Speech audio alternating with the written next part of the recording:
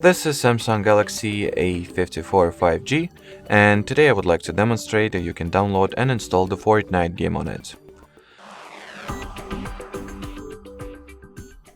So to begin with, make sure that your device is connected to decent Wi-Fi network. Then at the Google search bar, type in the Fortnite APK query. Amongst the search results, you gotta look for official epicgames.com website or Fortnite.com website will do just fine. So just go for the web page that popped up first in your particular case. Then once you will, the website will load itself.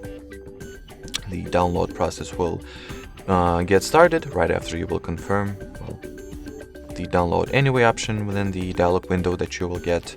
Then launch the file, grant Google Chrome or any other browser that you use with the install unknown apps permission, then confirms the Epic Games Store installation by tapping at the install button, then launch the app.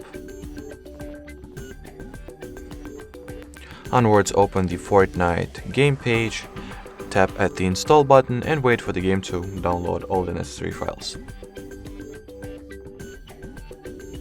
So as you can see, the game was successfully downloaded and installed. Now you gotta go ahead and launch it. And during the first launch of the game, it is required that you download almost 7 gigabytes of update data.